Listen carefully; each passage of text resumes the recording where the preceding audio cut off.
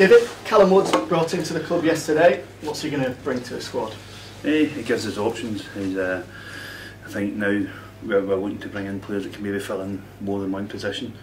That's where Callum became available. He's a very experienced player, and he gives us options right across the whole back four. One appearance in the Championship this season. In terms of his match fitness, where's he at?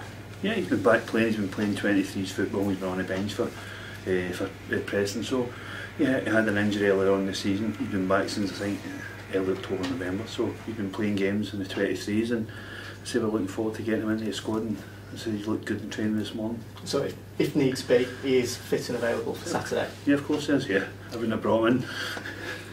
In terms of Jermaine Anderson that you brought in as well, first opportunity to ask you about him. A central midfield option, what's he going to bring to that department? Yeah, he's been loaned at Doncaster. We get the opportunity to bring him in. We brought him in. He can play in numerous positions. I think his best position is probably playing in 1A3, where Lewis and David Ball and Jack Payne's been playing. So they've been playing really well.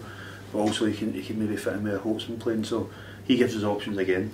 It's another body in the building. It's important now that we try and get players in who can help us along and make us a wee bit stronger for the final part of the season. I'm sure a lot of City fans will see on Saturdays brings quite a presence. Was that sort of part of the attraction, bringing a little bit more hype to the squad? Because certainly in those forward areas there's quite a lot of diminutive players there. Yeah, I think it's important we get a good blend, and as I say, I always try and get players that's going to complement players that we have at the club.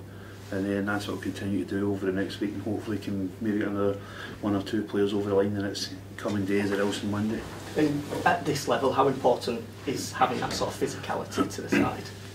Yeah, well, nobody's really complaining. The young ones, smaller players have been playing, so it's about getting, maybe pitches are going to change over the next coming months, things might change, style might have to change a wee bit, so it's important that we cover all bases and make sure we're covered in plenty of areas for the final part of the season. As you say, it's those sort of players allowing you to have that plan B, plan C in place.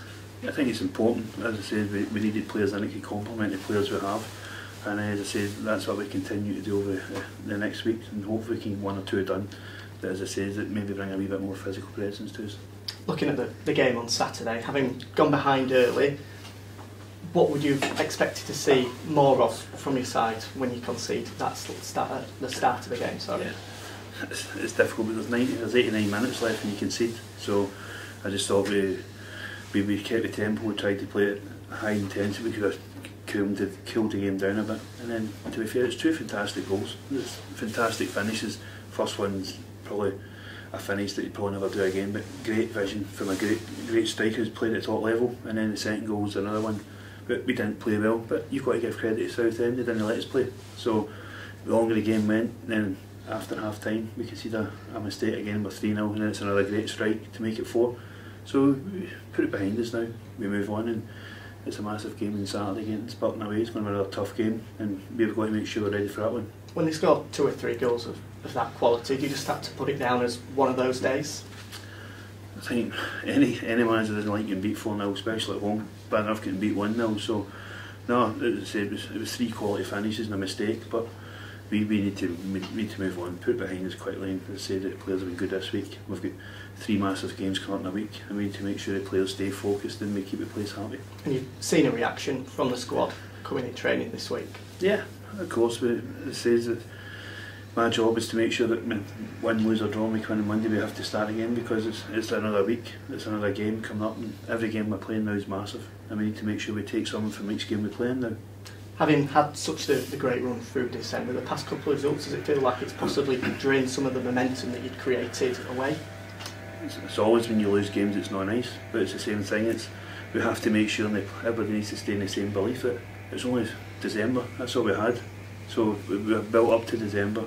Now I keep saying now it's going to be even harder than it was in December, and we need to get back to that. We need to get back to being hard to beat, working hard, and as I say, players are believing in it again, and they think the 2 games we've had now are gone, and we've got to put them behind us and push on and stay in a positive frame of mind.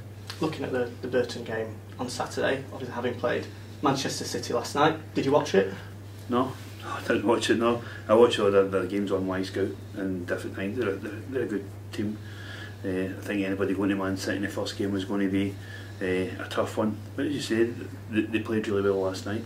and the great result for me, even though they beat 1-0. But saying you get fantastic players, they're up the league, they're up there for a reason, and we need to make sure that we go and we need to make sure we've got a game plan to make sure that we try and get something from a game, because that's our focus now for every game now. We need to make sure we're organised and we get back to being difficult to play against. Having played against the Premier League champions midweek, do you feel there's an opportunity in the opening 20 minutes to possibly get at them? There might be tired legs or possibly tired minds.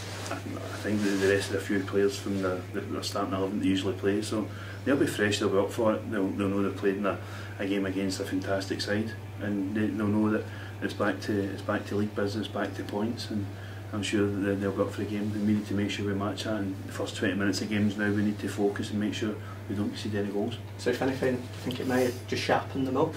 Yeah, don't know, you need to ask them.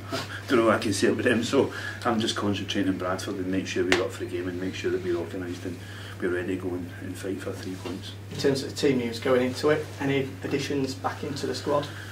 No, as I said, we look at Colville back last week, which gives us another option. We 1 or 2.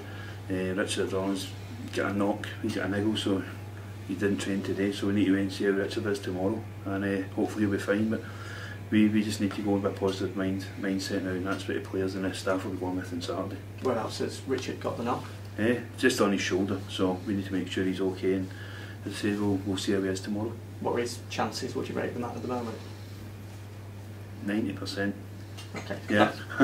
Yeah. It's pleasing then? Yeah, it's pleasing, as I said, but we need to make sure he's 100%. That's what every player needs to be now. We need to make sure when he's going into games is fully fit, because we can't afford to carry anybody where we are. On the transfer front as well, any more additions likely before Saturday? We've been working on 4 or 5. Whether they get done, I don't know. Obviously, out of them 4 or 5, you might get 1, you might get 2, you might get all 4. So it's a patient. We'll get into last week. It's going to be probably frantic for every club in Britain trying to get deals done. So we just need to be patient. We've been patient where we are now, and we need to make sure that we get the right type of player in. Surridge, a player that's been linked with Bradford City for quite some time now, back at Bournemouth. Where are the conversations with him? Is it still ongoing? Yeah, as I said, I've only ever spoke to his agent, and I think there's probably 15 or 16 teams that are looking at him now. So these are things where we just need to wait and see. But I said we've been working hard behind the scenes to see if we can get any deals done, and he's one there, and there's many we're still working on. So we're just waiting to be patient and keep our cards close to our chest till we get something done. Is a striker of his sort of ilk and type the priority? Yeah, no, I just think we need a striker, and it's going to help complement. We've only got George and Nolan Doyle now, and we need to get maybe 1 or 2 and it's going to complement them too, maybe different styles of striker. But as I said, hopefully we'll see us over the coming week. We'll know whether we've got players or not, so next time I speak to you next week we'll either have new players or not.